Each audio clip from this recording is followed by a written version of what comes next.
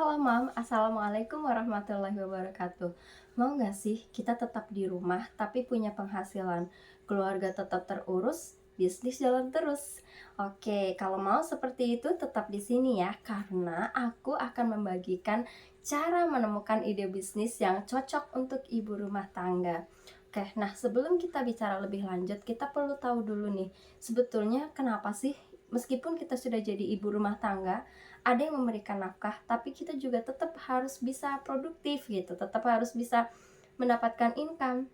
Oke, meskipun aku yakin ya, semua yang hadir di sini, semua yang menonton ini sudah tahu, sudah punya alasan kenapa ingin berbisnis, tapi aku hanya ingin menguatkan nih, yang pertama bahwa selama kita masih bisa menjalankan usia produktif ya sesuai dengan usia kita, tetaplah produktif karena kita semua tuh punya potensi yang sudah diberikan oleh Tuhan Yang Maha Esa, dan potensi itu akan terus berkembang kalau kita memanfaatkannya. Beda cerita kalau kita diam, kita tidak memanfaatkan potensi itu, maka potensi itu juga akan pudar, akan hilang gitu. Nah, yang kedua, selain karena potensi, kita juga perlu memberikan contoh yang baik juga kan untuk anak-anak kita, bahwa selama kita itu mampu, kita terus berjuang gitu. Dan yang lebih penting lagi adalah kita nggak pernah tahu apa yang terjadi di depan. Apakah ternyata kemudian kondisi krisis keuangan atau hal-hal lain terjadi gitu yang sebetulnya tidak kita harapkan. Tapi kan alangkah lebih baiknya jika kita tetap selalu waspada dan juga menyiapkan langkah-langkah antisipatif.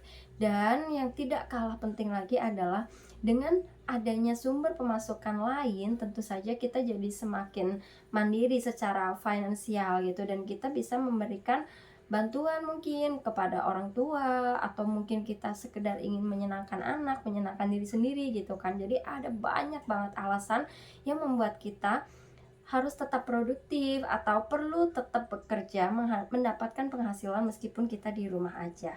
Oke, kalau kayak gitu kita simak aja ya. Pertama, caranya adalah supaya kita bisa masih menemukan, mungkin kita bingung nih, udah tahu nih mengapa kita perlu memiliki bisnis sendiri gitu, tapi kita bingung harus seperti apa dan mulainya dari mana gitu.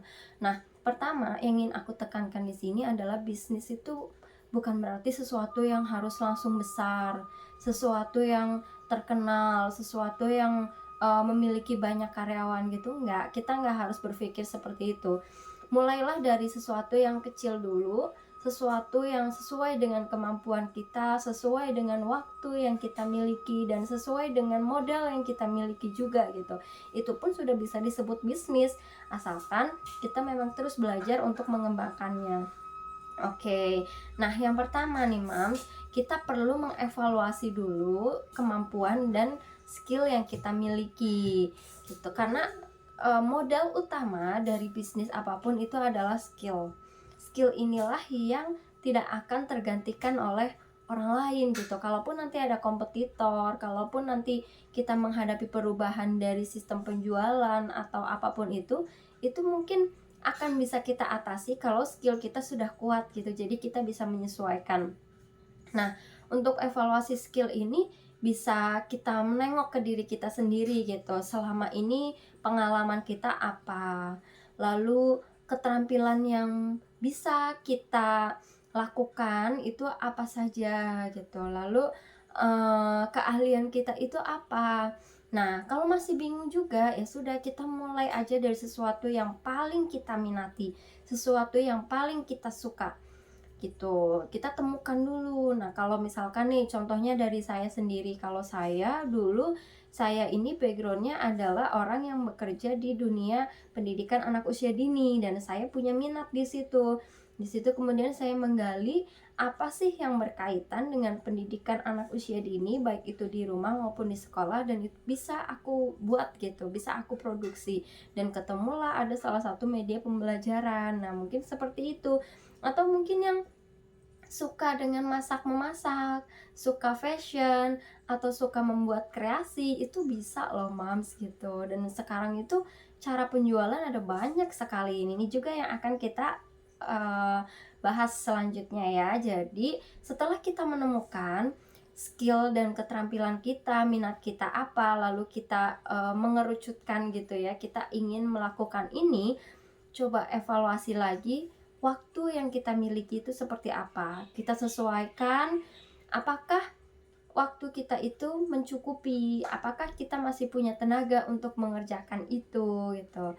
Dan silahkan bisa pilih usaha-usaha yang memang itu waktunya fleksibel, yang bisa disesuaikan dengan jadwal keluarga, karena ini penting. Kita kan tujuan dari awalnya tuh ingin membangun bisnis dan menyesuaikannya dengan mengurus keluarga, maka kita juga perlu menyesuaikan dengan waktu keluarga.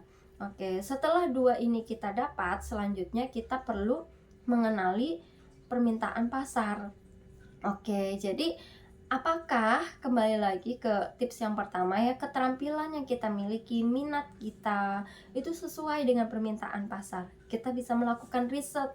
Di mana kita bisa melakukannya? Kalau kita mau melakukan bisnis online, kita bisa melakukan riset ini dengan berbagai tools yang tersedia di internet, misalnya dengan Google Analytics ya.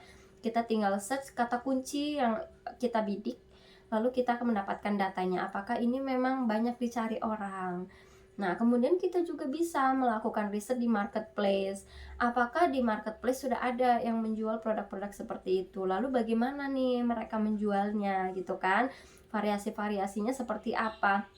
Itu bisa kita gunakan sebagai benchmark atau sesuatu yang kita ikuti gitu. Nggak apa-apa. Jadi yang pertama itu kita nggak harus membuat sesuatu yang benar-benar baru, karena saya kira sesuatu yang benar-benar baru itu cukup langka ya untuk sekarang. Yang bisa kita lakukan ya kita memberikan inovasi-inovasi dari produk yang sudah ada. Nah, itu bisa kita jadikan contoh dan kita lakukan inovasi, kita lakukan pengembangan gitu. Dan yang selanjutnya, kalau kita sudah nemu nih permintaan pasarnya seperti apa, apakah itu tinggi, apakah itu memang dibutuhkan oleh pasar gitu, apakah itu memang diminati oleh masyarakat. Selanjutnya, kita itu bisa memulainya dari skala yang kecil dulu. Ini penting karena kita baru memulai gitu ya. Dan ini juga bisa meminimalkan resiko. Kita memulai dengan skala kecil disesuaikan dengan kemampuan kita. Misalkan kalau teman-teman tertarik dengan dunia mode, terus teman-teman ingin berbisnis fashion gitu, bisa teman-teman bisa menjadi reseller dulu, atau teman-teman kalau menjadi dropshipper itu ya boleh kalau memang mau jadi dropshipper, tapi kalau sudah mampu juga menjadi reseller ya itu juga akan lebih baik gitu. Atau teman-teman bisa juga dengan menjual produk pre-order. Jadi teman-teman silahkan share fotonya, lalu teman-teman sampaikan itu dikerjakan dalam waktu berapa lama gitu ya. Itu di marketplace pun bisa teman-teman menjual produk yang pre-order, sehingga teman-teman tidak harus menyetok produk dulu, tapi ketika sudah ada yang beli baru produknya dibuat. Nah, itu sangat memungkinkan gitu. Kalau misalkan ternyata produknya itu adalah produk jasa, itu juga akan lebih baik lagi, karena jasa itu kan murni menggunakan sepenuhnya itu sesuai dengan skill yang kita miliki. Jadi hampir tidak ada modal yang besar gitu yang kita keluarkan karena menggunakan jasa yang mana itu adalah keterampilan kita. Oke, itu ya, itu tips ketiga. 1, 2, 3, 4 tips yang keempat. Nah, terakhir tips yang kelima adalah kita, karena sebagai pemula maka kita perlu ada yang membimbing. Nah, lebih baik juga kalau teman-teman itu mencari mentor atau mencari kelompok belajar yang sama gitu. Misalkan nih kalau yang ingin belajar untuk berjualan di marketplace, itu teman-teman bisa mengikuti kelas-kelas yang ada di internet ya. Itu mereka tuh ada banyak penyedia kelas online, misalkan kelas untuk belajar Shopee, belajar TikTok, atau belajar yang lainnya. Dan biasanya para penyedia kelas ini mereka juga menyediakan support group yang bisa membantu kita untuk praktek sambil bertanya. Kalau misalkan kita ada sesuatu yang nggak kita pahami, itu kan sangat membantu kita untuk memulai usaha gitu. Nah, itu sebetulnya sudah cukup ya. 5 tips itu adalah tips yang bisa teman-teman praktekkan untuk bisa menemukan ide bisnis yang cocok sebagai ibu rumah tangga. Yang pertama adalah evaluasi minat dan keterampilan. Yang kedua, sesuaikan dengan jadwal keluarga. Yang ketiga, kenali permintaan pasar. Yang keempat, mulai dari skala kecil. Dan yang kelima, membangun atau mencari kelompok pendukung atau support group gitu. Dan yang terakhir yang perlu teman-teman lakukan adalah mulai aja dulu gitu. Silahkan teman-teman mulai dari langkah terkecil, langkah pertama yang bisa teman-teman lakukan. Karena apa? Bisnis yang sudah besar saat ini sekalipun itu dimulai dengan keberanian untuk membangun dengan langkah-langkah kecil. Jadi lakukanlah action, tidak hanya difikirkan tapi lakukan. Oke teman-teman, jika dari step-step tadi ada yang masih teman-teman ragu atau teman-teman pengen sharing apa sih kira-kira minatnya dan cocoknya itu berbisnis apa, silahkan drop di kolom komen di bawah ini ya. Oke, dadah.